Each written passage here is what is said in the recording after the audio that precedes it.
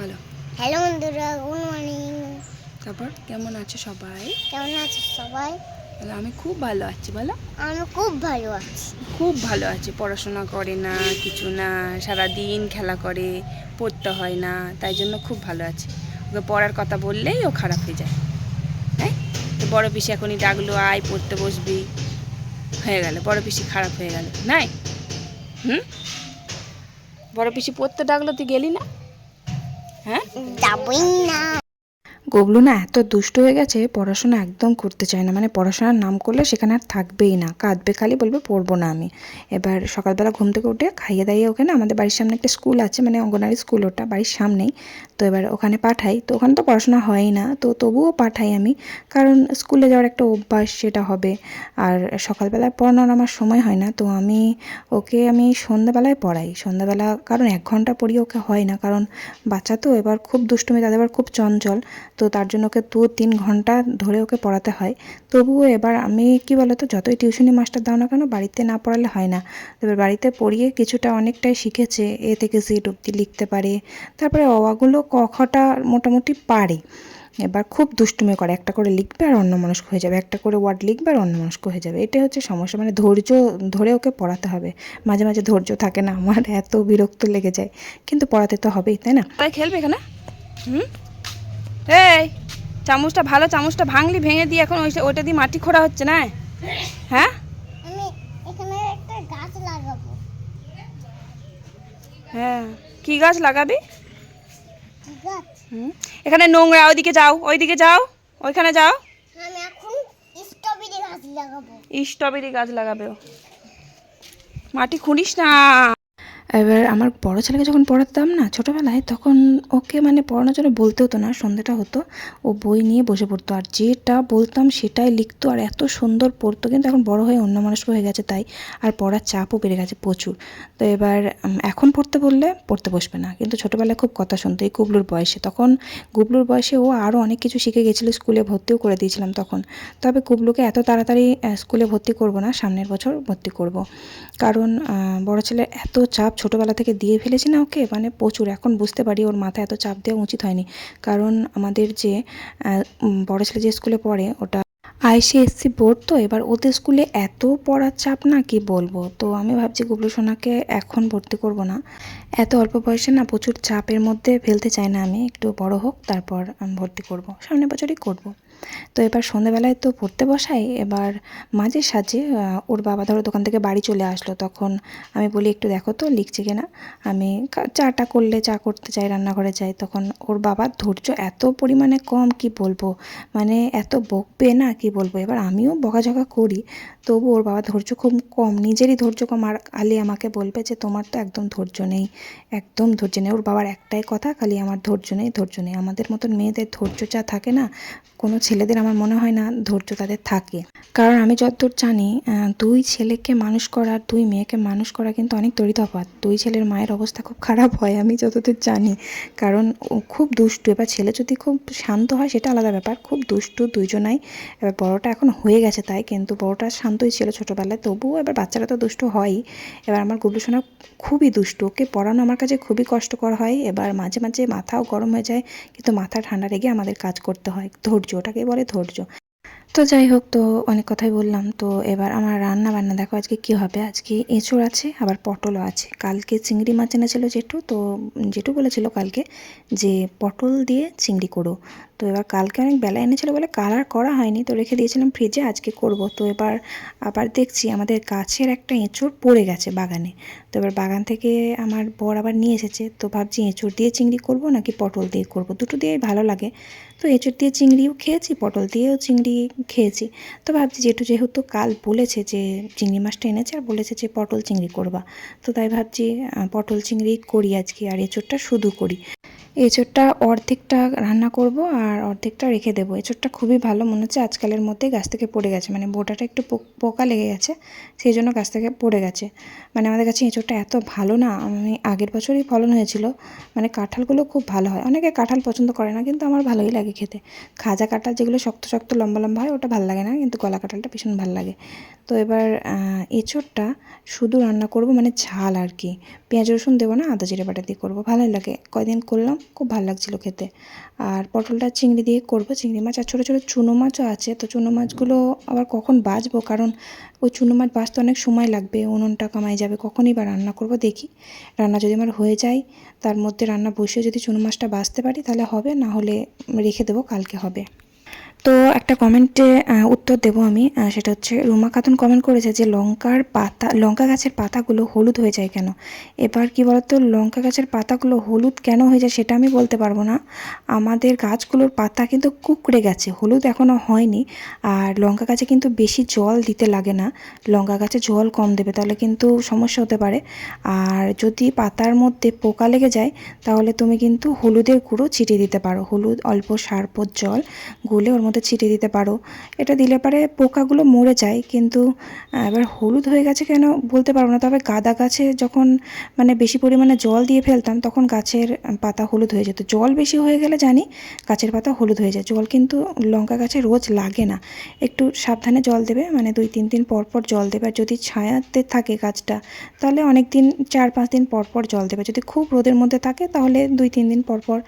আর গাছের গোড়ার মাটি হাত দিয়ে দেখবে যে মাটি ভেজা আছে কিনা। যদি দেখো খুব ভেজা ভেজা আছে, বা অনেক সময় দেখবে মাটি গোড়ার দিকে ভেজা থাকে, ওপরটা শুকনো থাকে, ওগুলো হাত দিয়ে দেখবে, তারপর জল দেবে, ঠিক আছে। আর রশ্মি খাতুন কমেন্ট করেছেন যে দিদিভাই 2 বেবি হওয়ার সময়, মানে আমার 2 ছেলে হওয়ার সময় প্রেগনেন্সিতে তোমার মানে সিমটম কেমন ছিল, মানে দুজনার ক্ষেত্রে কি এক ছিল। তো এবার আমি তোমাদের সবটাই বলছি। বড় ছেলে যখন পেটে ছিল প্রেগনেন্সির সময়, তখন আমার কিন্তু খুব অরুচি হয়েছিল। তখন আমি মানে 15 দিন মতন খুব অরুচি হয়েছিল। মানে সেই সময়টা আমি ছিলাম দিল্লিতে, তখন আমার বড় ননদ দিল্লিতে থাকতো।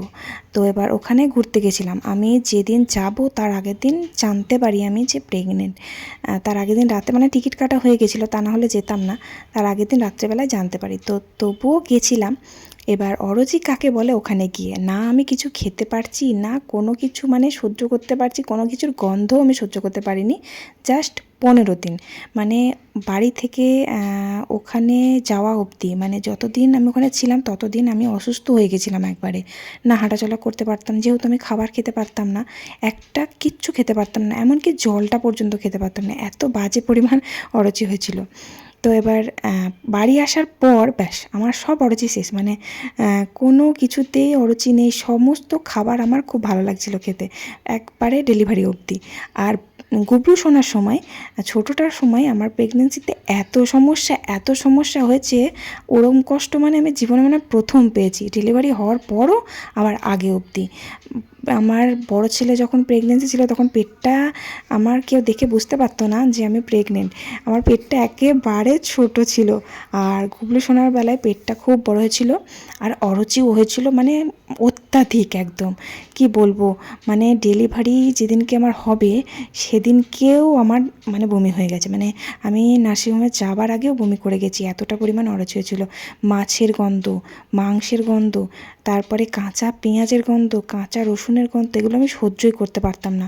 তবুও রান্না করেছি আমি, তখন আমরা আলাদা খেতাম, আলাদা রান্না করতাম, তখন আমি কিন্তু ওগুলো রান্না করেছি, কিন্তু একদম গন্ধ আমি সহ্য করতে পারতাম না। তবে মাংসটা খেতে পারতাম, কিন্তু কাঁচা মাংসের গন্ধটা আমি সহ্য করতে পারতাম না। মানে আমি দিনে মনে হয় 4 থেকে 5 বার মতন বমি করতাম, মানে খাবার যখনই খেতাম না, খেয়েই আমার বমি হয়ে যেত, মানে যতবার খেতাম ততবারই বমি হয়ে যেত। এই গুবলু সোনার বেলাতে রাত্রিবেলা কোনো দিন গেছে আমার মনে আছে 1টা, 1:30টা, 3টে এরকম সময় উঠে আমি একাই বমি করেছি। তখন আমি নিচের ঘরে থাকতাম, আমাদের গ্রিলটা খুলে, তখন তো অন্ধকার চারি সাইড একদম, বাইরে গিয়ে একাই চুপচাপ বসে বসে বমি করছি। আবার বমি হবে বলে ঘরে যাইনি, বাইরেতেই বসে আছি, আমার সবাই ঘুমোচ্ছে, আমি কাউকে ডাকিও নি। এতটা পরিমাণ কষ্ট না হয়েছিল না আমার, কি বলবো। তারপরে গুবলু ডেলিভারি হয়ে যাওয়ার পর আমার প্রচণ্ড যন্ত্রণা হয়েছিল পেটে, আমার এত যন্ত্রণা, বাড়ি আসার পরও প্রচণ্ড যন্ত্রণা, সহ্য করার মতন ক্ষমতা একবারে ছিল না, এত কষ্ট হচ্ছিল। তবুও আমাদের বলেন যে আমি নাকি ধৈর্য নেই, এর থেকে আর কত ধৈর্য রাখবো বলো তো। যাই হোক, তো এবার প্রেগনেন্সিতে তুমি কিন্তু নিয়মিত জলটা খাবে, আর পুষ্টিকর খাবার খাবে, ডিমটা খাবে। তোমার যদি কোনো অরুচি না থাকে তাহলে ফল খাবে, ডিমটা খাবে, মাংস খাবে, মাছ খাবে, সবই খাবে। খাবারের কোনো একদম যেন ত্রুটি রেখো না, সব কিছু খাবে। আর রাত্রেবেলা শোবার আগে দুধের মধ্যে কেশর দিয়ে খেও, ওটাতে কিন্তু ভীষণ গুণ, সেটা আমি বুঝতে পারি আমার গবেষণা হওয়ার পর। আর হ্যাঁ, পেস্তা বাদাম খেও, এই দুটো তুমি খেও, তারপর আমাকে প্রেগনেন্সির পর মানে ডেলিভারি হওয়ার পর তারপর আমাকে বলো, কারণ এই দুটো খুবই উপকারী প্রেগনেন্সির সময়। আর একটু বেশি বেশি করে মুসম্বির রস খাবে, মানে মুসম্বি লেবুটা খুব উপকারী এই সময়টা। আর ছেলে হোক বা মেয়ে অবশ্যই সুস্থভাবে ভালোভাবে যেন হয়, তো এই আশাই করি। আর অনেক ভালোবাসা রইল তোমার জন্য, ভালো থেকো, সুস্থ থেকো। আর একজন কমেন্ট করেছে, শিবানী কর্মকার, আমারই ফ্রেন্ড, স্কুল ফ্রেন্ড, তো কমেন্ট করেছে যে প্রিয়াঙ্কা ধর্মদাতে আসবি না সরস্বতী পুজোয়? শিবানী, আমি সরস্বতী পুজোতে যেতে পারবো না, তার কারণ ওই টাইমটা আমার বড় ছেলের অ্যানুয়াল এক্সাম থাকে, ওই সময়টা যাওয়া আমার কাছে মুশকিল হয়ে যায়। আর বাড়িতে প্রচুর লোকজন থাকে, আমাদের এখানে ভীষণ ধুম হয়, তাই সরস্বতী পুজোয় আর বাড়ি থেকে কোথাও যাওয়া হয় না। তো কমেন্ট করার জন্য থ্যাংক ইউ। তো অনেকগুলো কথা বলতে বলতে আমার দেখো রান্না আমি কি করলাম সেটা তো তোমরা দেখতেই পারলে। আবার রান্নার বিষয়ে আর কি বলবো, আমি এঁচড় দিয়েও চিংড়ি করেছি, মানে অল্পটুকু চিংড়ি এঁচড়েও দিয়েছি, আর পটল দিয়ে চিংড়ি মাছ দিয়ে করেছি, মানে আলু পটল চিংড়ি। তো এবার রান্না বান্না সেরে ধোয়া মাজা করে যেটা আমার কাজ সেটা কমপ্লিট করে, মানে রোজ যা কাজ আমার একই কাজ, তোমরা তো দেখতেই পাও। অনেকে তো কমেন্ট করে ডেলি একই কাজ, কি দেখাও রোজ রোজ, কী করব বলো, নতুন করে কি কাজ করব আমি যেটা করি সারাদিন সেটাই তোমাদেরকে দেখাই। অনেকের ভালো লাগে, এবার অনেকের ভালো লাগে না। এবার ভালো না লাগলে আমি কি করতে পারি বলো, সবার মতো নানা রকমের কন্টেন্ট আমি করতে পারি না গো। এবার আমার পারলেও চেষ্টা করলেও কিন্তু সময় এগুলোই না, সময় থাকে না। আমার তো গুবলু সোনাকে পড়ানো থাকে, 2 ছেলে, এবার আমার নিজের জন্য সময় আমি আর বার করতে পারি না। তবে যেটুকু সময় পারি আমি চেষ্টা করি ভিডিও দেওয়ার। অনেক দিন তো ভিডিও ঠিক মতন দিতেই পারিনি, কাজের এত চাপ থাকে। যাই হোক, তো খাওয়া দাওয়া করলাম, খাওয়া দাওয়া করে বাসন টাসনগুলো ধুয়ে নিলাম।